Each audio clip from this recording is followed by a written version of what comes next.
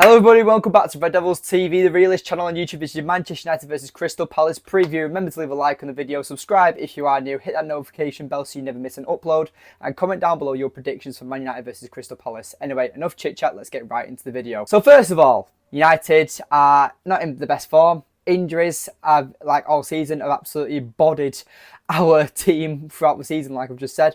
And Crystal Palace are probably one of the best informed teams in the last 5 matches. If you're looking at statistics, they've accumulated 10 points and they are definitely safe from relegation. And this is what makes Crystal Palace such a threatening team, because yes, they have nothing to gain, but they also have nothing to lose. And that's what makes teams like Crystal Palace very dangerous. And United normally really struggle against mid-table teams. We lost to at Old Trafford early in the season 1-0, and let's say they have become a much better team since earlier in the season.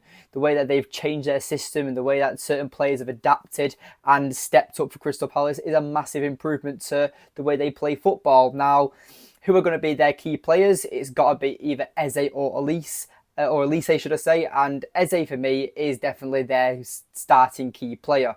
He's so technical, he's brilliant on the ball, and as well as just a deadly at set pieces. And Eric Ten Hag needs to be very, very intelligent when it comes to making his selections in this game, because Harry Maguire has been ruled out for this game and for the next few weeks due to an injury, which is absolutely brilliant. But you know what? I'm not even shocked anymore. Just end the season. Just let's see what we can do at the FA Cup and just see how the season ends. We'll just call off the rest of the season because it's not been a great season, ladies and gentlemen, has it? But, you know, like I said, Eric Ten Hag needs to be very intelligent when it comes to making his selections for the game. And with Harry Maguire ruled out, I really don't know who's available, to be honest. Obviously, we can go for Onana, Dalot and Wan-Bissaka as the full-backs. Centre-backs, I don't even know if Casemiro's injured. I really don't know. I'm going to say Johnny Evans. There's some rumours that he's going to be available for this game, so that's kind of a positive news. But the other centre-back, it could be Cambuala, it could be another youth team player, it could be Casemiro. I really don't know, so we can put a massive question mark on that other position.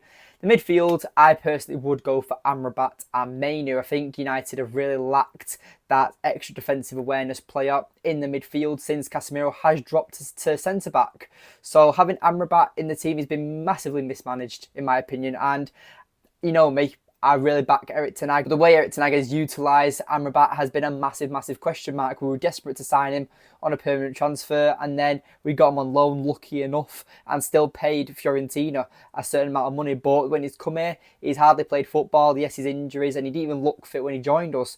But at the end of the day, he just hasn't been a massive impact. And he was a player that a lot of the fans were excited about, but he's just never proved it in a United shirt because he hasn't had a run of games yet. But maybe tomorrow's the time where Amrabat does get an opportunity next to Mainu, have Bruno Fernandes sitting in front of him, and that'll be our midfield three. Keep McTominay and Mount on the bench. For me as well, because we don't know about Rashford's injury as well, so I'll stick to Antony and I will stick to Garnacho on the wings and Rasmus Højlund through the middle.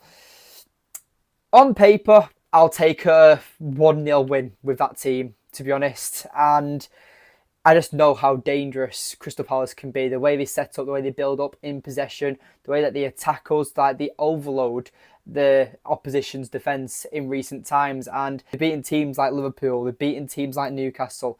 And this is what I'm saying, they're in great, great form. And Elise, possible future Manchester United player as well. United are heavily linked with him, so it could be a very decent audition for him. But if Crystal Palace absolutely batter us, he might be like, why would I go to here when I'm playing for a team that can easily beat United? Now, my only concern with Elise is that yes, he's a very, very good player, but the injuries, you know, he's missed nearly 200 days in the space of 2 seasons, and he's missed 21 games for Crystal Palace. Now, for Crystal Palace are a team that aren't in Europe, they just play domestic cups and Premier League football.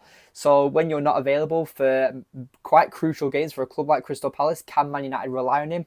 And that's why I've got a bit of a question mark over Elise. Yes, he would completely improve us because he's such a creative winger. He's also direct. He brings that, you know, extra set piece specialist that United lack in our team.